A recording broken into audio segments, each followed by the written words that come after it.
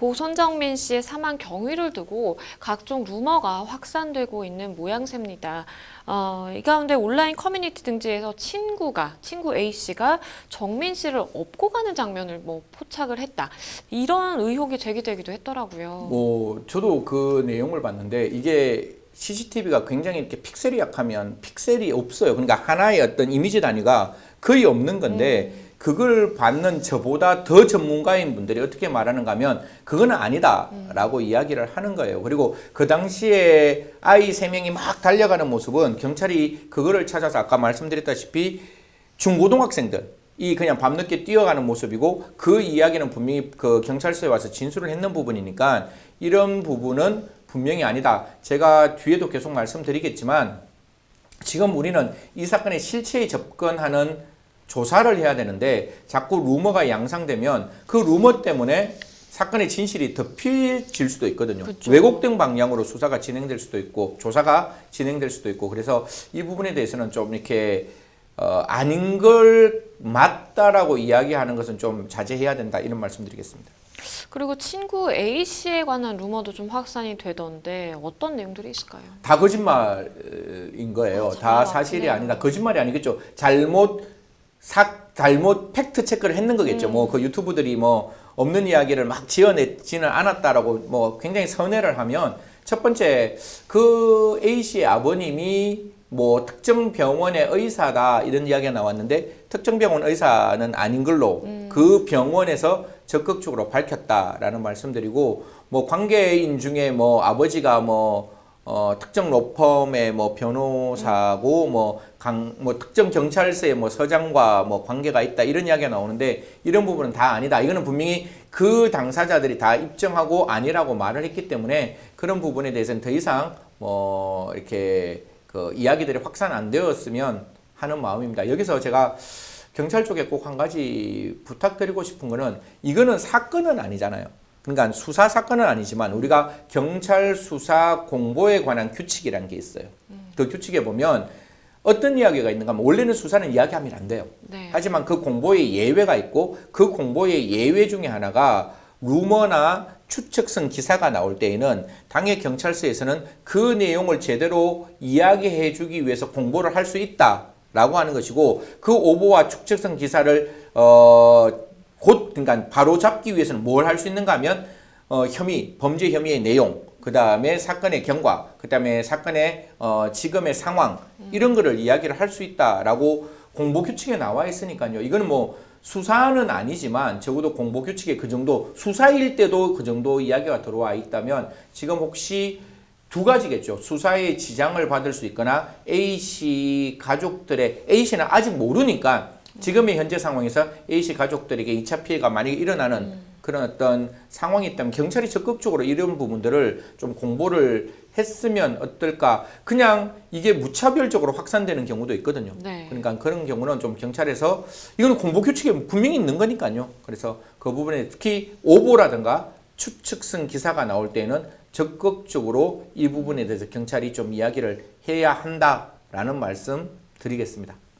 참 이게 국민적인 관심이 워낙 좀 지대하고 그리고 풀리지 않은 몇몇 가지 의혹들이 있다 보니까 그런 의혹들에 관해서 사람들이 이제 밝혀내고 싶은 마음에 이제 이런저런 이야기들이 많이 나오고 있는데 거의 다 사실은 팩트와는 무관한 그런 내용들이 많다라는 내용까지 짚어주셨습니다. 친구 A씨가 일단은 본인의 입장에 대해서 뭔가 밝힌 부분, 휴대전화 번호 바뀐 거, 그 부분에 대해서는 본인이 이제 해명을 한 부분도 있지만 본인의 입장에 대해서 적극적으로 의사표명을 하고는 있지 않은 상황입니다. 이 부분이 참 좀 대중들의 입장에서 조금 답답한 부분이 있을 것도 같은데 이 부분에 대해서는 좀 어떻게 보시나요? 그건 A씨 측에서 어떻게 판단하느냐의 문제인 것 같은데요. 사실 이게 사건이라는 게 어떤 진실이라는 게 지금 당장 말하지 않는다고 해서 진실이 덮이는 것도 아니고 사후에 이야기한다고 해서 진실이 왜곡되는 것도 분명히 아닐 거예요. 그래서 A씨 입장에서는 언제 무엇을 어떻게 밝힐 건지는 A씨 측에서 결정을 하는 부분이고 경찰에서는 지금 의혹이 제기된 부분에 대해서 참고인으로서 물어보겠다라는 이야기를 해요. 사실 지금 사망 그러니까 손정민 씨의 사체가 나오기 전까지는 실종으로 봐서 A 씨를 불러서 몇 번 이야기를 했고 그 이후에는 A 씨를 부르지는 않았다라고 경찰이 이야기를 하는데요.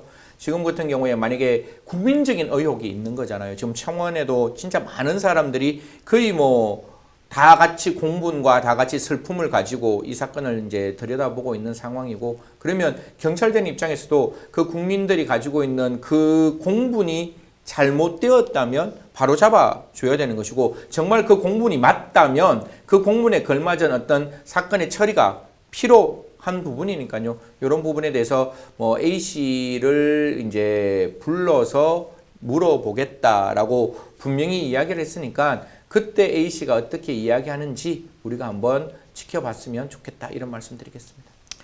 여기에 더불어서 또 나오고 있는 이야기 중에 하나는 고 손정민 씨와 그 친구가 술을 마셨던 그 장소 그리고 이제 뭐 집까지 가는 그 동선들을 비추어 봤을 때 그 장소들이 사실은 실족사하기에는 좀 어려운 장소다라는 좀 입장도 있더라고요. 이 부분에 대해서는 어떻게 보시나요? 저도 가봤는데 이게 물론 뭐 제가 이게 참 답답한 게 제가 이 사건 수사를 해서 이 사건 전체적인 기록을 봤으면 조금 더 편하게 말씀을 드릴 수가 있는데 만약에 손 씨하고 A 씨가 그 반포에 있는 한강 시민공원에 자주 갔다라는 전제를 놓고 본다면 그 근처의 지리는 100% 알 수 있는 거잖아요. 그렇죠. 그러니까 뭐 한두 번 놀러 갔는 게 아니라 매번 거기 가서 뭐 친구와 같이 즐거운 시간을 보내는 그런 어떤 일반적인 관계고 내가 자주 갔고 고등학교 때부터 자주 갔다면 그 장소는 알 수 있는 장소라면 제가 그냥 낮에 갔을 때에는 손 씨 아버님의 말씀이 어느 정도 타당성이 있는 것 같아요. 그러니까 실족사에서 갑자기 그렇게 유명을 달리할 만큼의 위험한 장소는 아니에요.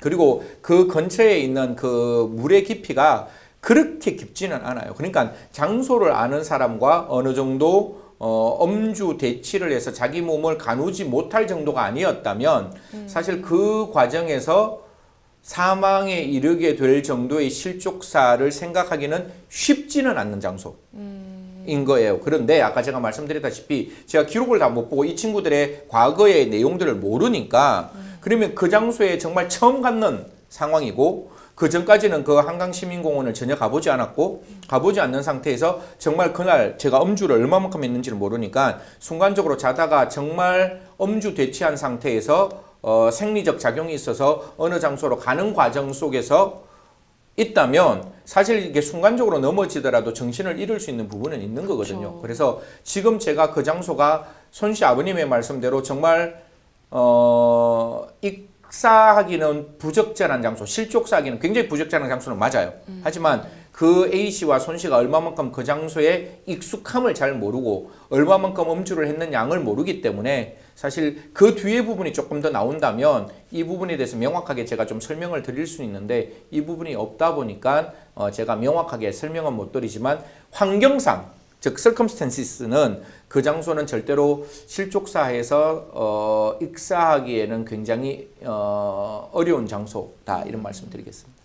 일단은 그 장소 자체만으로 놓고 보자면 사실은 뭔가 발을 헛디뎌서 갑자기 이제 실족사를 한다라든지 뭐 이렇게 되기는 좀 어려운 장소다라는 이제 말씀을 해주신 거고 하지만 이제 상황적인 상황 그 세부적인 상황을 또 모르는 지금 우리의 상황이 있기 때문에 만약에 뭐 음주를 뭐 과도하게 해서 뭔가 그렇게 사고로 인해서 사망했을 가능성이 뭐 전혀 없다라고는 얘기할 수는 없다라는 점까지 이제 짚어주셨습니다. 사실 전 국민의 뭐 눈과 귀가 굉장히 집중된 사건이다라고 볼 수밖에 없을 것 같아요. 그리고 매일같이 이제 고 손정민 씨의 이제 아버지의 뭐 입장도 계속해서 나오고 있고 굉장히 좀 상세하게 이제 자료들이 나와 있는 뭐 블로그도 지금 이제 글을 많이 올리고 계신 상황이기 때문에 관심이 더욱 집중될 수밖에 없는 것 같은데요. 일단은 앞서 말씀해주신 것처럼 고 손정민 씨의 이제 부검 결과가 15일 정도에 나올 것으로 지금 알려지고 있습니다. 앞으로 이 사건 전개가 좀 어떻게 될 것 같다라는 뭐 느낌이 오시나요? 사실 부검 결과가 가장 중요하겠죠. 부검을 여기서 벌써 이제 방송하면서 한 3번, 4번 정도 말했는데 부검을 하는 이유는 3가지인 거예요. 그러니까 죽은 분이 누구냐. 근데 누구냐는 거는 이미 우리가 알고 있는 거고 언제 죽었느냐 이걸 이제 우리가 확인하는 거고 왜 사망했느냐 이걸 네. 이제 이제 확인하는 건데 지금 이제 손정민 씨가 고 손정민 씨가 발견됐는 게 한 6일 그러니까 만으로는 5일이고 날짜로는 한 6일 정도 되는데 사람 따라 부패 정도가 많이 다릅니다.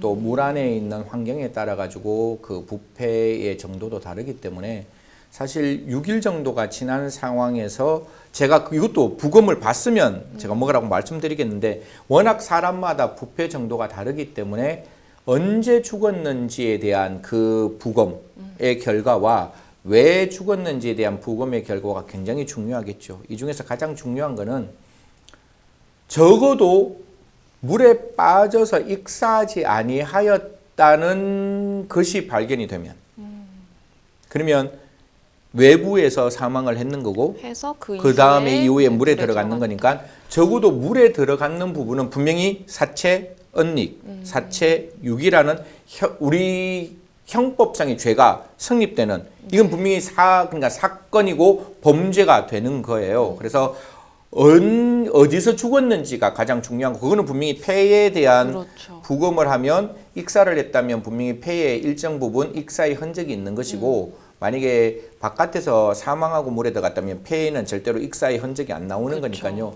그런 부분들을 조금 확인할 수 있지 않을까. 폐는 굉장히 폐에 있는 그 흡합과리가 많아서 그게 다 부패에 이르지 아니하였을 수가 있는 거거든요. 그러니까 그 중에서 몇 개라도 나왔다면 저는 사실 뭐 정확하게 적어도 이런 말씀드리기 좀 송구스럽지만 제일 먼저 국가수에서 이거부터 봤다고 저는 생각해요. 이거는 뭐 누구나 사건을 접하는 일반적인 어떤 경험이 있는 사람이라면 이거부터 찾았을 거니까 그러면 적어도 뭐 익사라고 해서 범죄가 아니다 이렇게 단정 지을 수는 없지만 적어도 바깥에서 사망을 하고 만약에 물에 들어갔다면 그 부분에 대해서는 분명히 범죄일 가능성이 훨씬 더 높아지는 거고 지금 두 가지 상처가 있다라고 우리가 알고 있잖아요. 머리 뒷부분에 있는 상처, 그다음 얼굴에 나는 상처가 있는데 머리 뒷부분에 나는 상처도 저희들이 사망하고 난 다음에 나는 상처인지 사망하기 전에 나는 상처인지는 알 수가 있는 거거든요. 왜냐하면 사람의 어떤 단면을 봤을 때 살아있는 상태면 심장이 뛰기 때문에 그 단면에서 피가 흐르는 것이고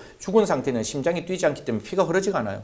그렇기 때문에 죽은 상태에서 만약 스크래치가 났으면 여기 분명히 그 혈흔이 없을 거예요. 근데 살아있는 상태에서 들어갔다면 물론 물에 이렇게 스쳐서 없어질 수는 있지만 적어도 일정 부분 혈흔이라는 게 확인될 수 있으니까요. 그렇죠. 그런 확인을 통해서 어디서 죽었는지가 확인이 된다면 이 사건이 그냥 실족사일지 아니면 분명히 사고사일지 그 부분은 하나 명확한 거죠. 아직 드러나지는 않았습니다. 분명히 바깥에서 육지라고 말하기는 좀 그렇지만 한강변에서 사망을 하고 한강에 들어갔다면 사체가 들어갔다면 분명히 이 부분은 지금 즉시 범죄 사실로 우리가 전환을 해서 사건을 수사해야 된다. 이제는 조사라는 단어를 쓰지 말고 이제는 사고라는 단어를 쓰지 말고 사건과 피의 사실이 발견된 범죄 현장이다. 이런 말씀 드릴 수 있습니다.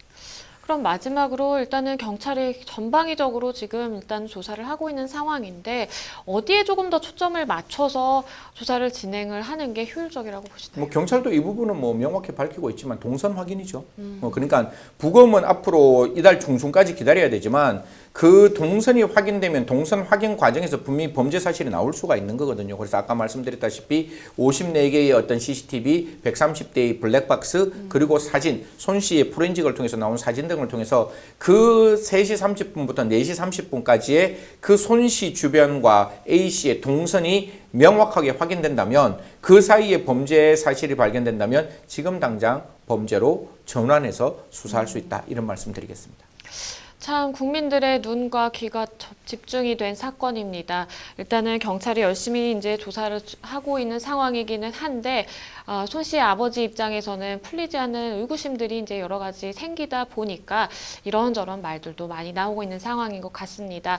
과연 손 씨의 죽음을 둘러싼 진실이 어떻게 밝혀질지 저희도 함께 끝까지 지켜보도록 하겠습니다. 저희 생생법률쇼 어느덧 마칠 시간이 다 됐습니다. 함께해 주신 승재현 연구위원님 감사드립니다. 네, 고맙습니다.